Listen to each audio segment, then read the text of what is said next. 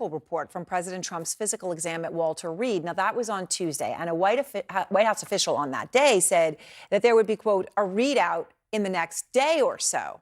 Well, that was Tuesday. Today, of course, is Friday, and the White House is declining to comment on the record today. The only information the American public has about the physical is from President Trump himself, who said, quote, everything checked out, all caps, perfectly. It is remarkable for the White House to be so not transparent about the president's health, as questions are growing louder over images like these, right? The swollen ankles, bruising on Trump's hands, a rash that he had on his neck, and in meeting after meeting, appearing to doze off. Out front now, Dr. Jonathan Reiner, the longtime cardiologist for former Vice President Dick Cheney, so spent a lot of time as a White House doctor. So, Dr. Reiner, I just want to try to understand from you as best we can what could be happening here. On Tuesday, they said they expected to have a readout in the next day or so. That was Tuesday. Today, it's now Friday night at 7:30 Eastern. And just as a point of reference, the last physical that Trump had, we did get results within 2 days. So what do you make of this delay? Well, the only reason not to release a health report on the President of the United States after his annual physical, I guess now semi-annual physical, is that there's something in it that you don't want the public to know.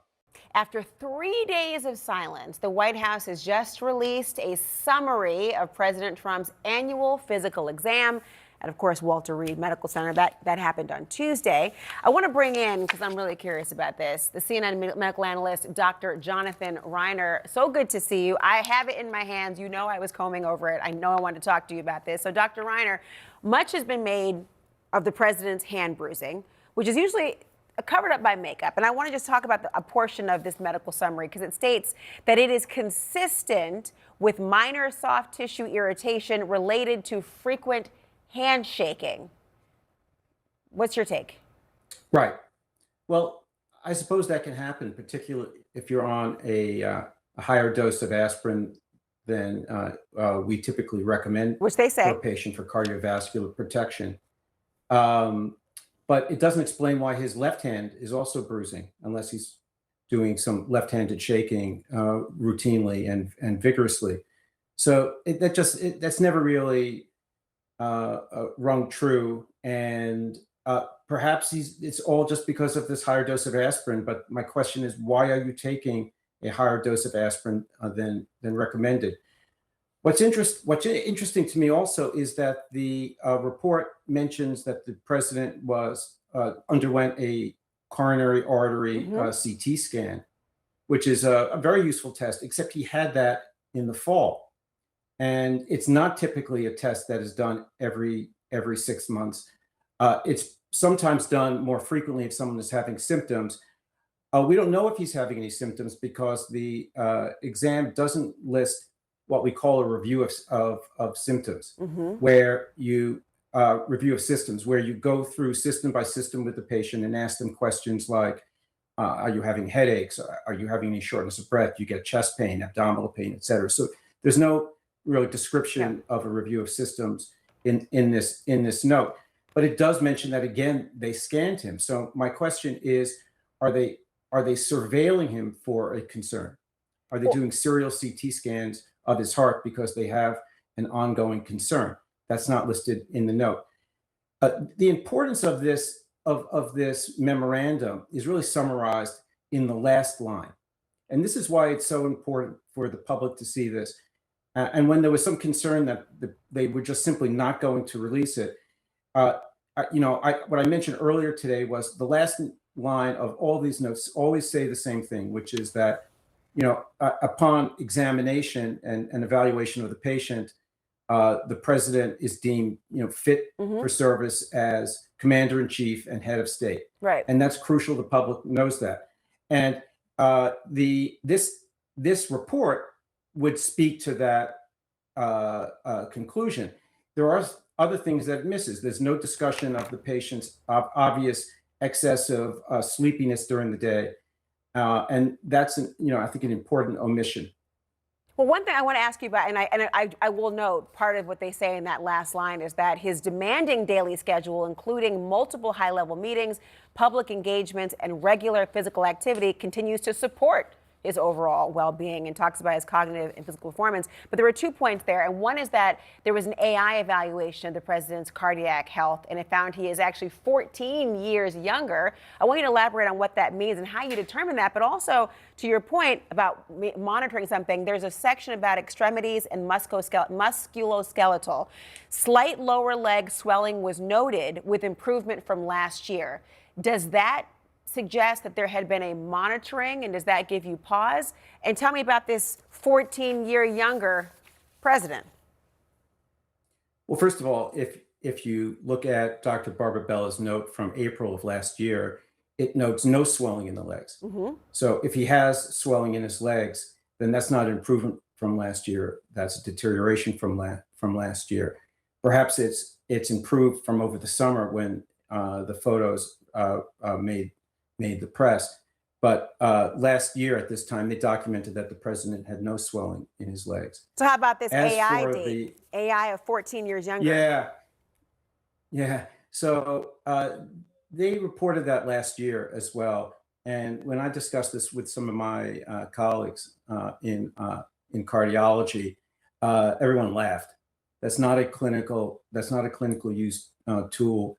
There was one paper on this technology. So, but that's not really a way to gauge cardiac health.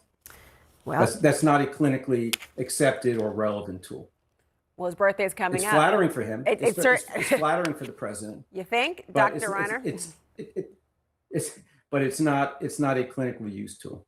Well, thank you for your expertise. You would know. Dr. Jonathan Reiner, everyone, thank you so much. The White House tonight breaking with precedent and not committing to releasing the medical. Just in, the White House has released a summary of Donald Trump's latest physical exam at Walter Reed Medical Center. A reminder, Trump is the oldest president to ever be inaugurated, and he is weeks away from his 80th birthday. With us now is Dr. Jonathan Reiner. Dr. Reiner, I know you just looked at this relatively short document, but tell us what you saw.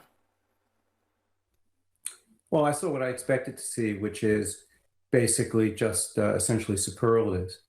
One thing that stands out is that he was evaluated by 22 specialists, and I don't see the work of 22 specialists here. I see a sort of cherry-picked list of findings. One thing that's very curious to me is that Dr. Barbara Bella says that once again his patient underwent a CT scan of the heart, which we were told he underwent back in October. So why is he getting CT scans of the heart every 6 months?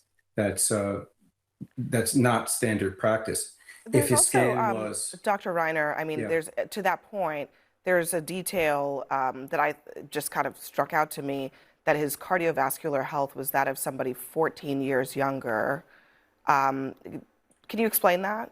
Yeah, that's using a unvalidated tool from a single paper, using AI, looking at just an EKG to try and calculate someone's, quote, cardiac age. That is not a clinically used or useful tool right now. They stated that in his exam last year. The other thing that they mentioned once again is this nonsense about the bruising on his hand related to vigorous handshaking. Okay, maybe that's why his right hand is bruising. Why is his left hand bruising as well? So they have to really stop it, trying to write off the bruising to that. Never wanted to think about that. Still don't want to think about that. But with you-know-who in the White House, it's hard not to think about that because he's crazy enough to do it. That frontal temporal lobe dementia is coming in fierce, people. Have you been paying attention to what he's been saying? Watching him sleep? Listening to him scream curses and belittle reporters? This guy? Time to do something, America, but I think we all know that by now. And for the ones that don't know that, got to get out of that cult. I saw a documentary about a cult. It's on Netflix. Guy, handsome, African-American, from the States, goes to Costa Rica and starts a cult. And of course, it all turns bad because cults are horrible. And a lot of times, and most times, the people in them don't even know they're in them. And when they get out, they need help because they realize they were fooled on a massive scale. They were lied to, they were duped. They believed in untruths, and it's a hard thing to rectify that you allowed yourself to be so gullible, But I don't blame the people because everyone's just looking to belong, right? And you guys were fed a lie on that show, The Apprentice, that he was some successful businessman, and he never was. Never was. Just a demented rich kid who has done nothing but hurt the people around him and the nation and the world. What this really demonstrates is that Donald is sick. This is a medical crisis, and it's an emergency. And here's the thing. Donald's dementia, frontal temporal dementia, whatever you want to call it. Look, I'm a PhD in history, but I'm not a medical doctor. But I've seen what medical doctors have been saying. And what they're saying is, at the very best, Donald has not been fully forthright in his health issues with the American people. And so it's reasonable that people, experts, and the laymen are speculating about their president's health. The American people, 330 million plus of them, deserve to know their president's health. I understand that individuals have health privacy rights, right? Like HIPAA exists and whatnot. But when you're talking about, it may be just, I'm not talking about senators or Congress people or even Supreme Court judges. Literally only the president, maybe the vice president as well. The people should know their health in the grisly detail if needed. Because it's that important to the country's day-to-day operation and the country's immediate future. And so Trump's health crisis is an American crisis. Like him or hate him, having a president that's sick, that's not being honest about his health, that may be experiencing senility and dementia, that's an issue. How can you trust that he's running the country? How can you not trust that somebody else, like say Stephen Miller, or whoever is running the country? How can you trust that? We don't know. Dementi Donald, we don't know. So Trump's health emergency isn't literally just, he's rushed to the hospital like he has been multiple times, going to the hospital multiple times. The emergency is the American people have a president who's a sick, twisted, demented old man, and he's got his finger on the button potentially.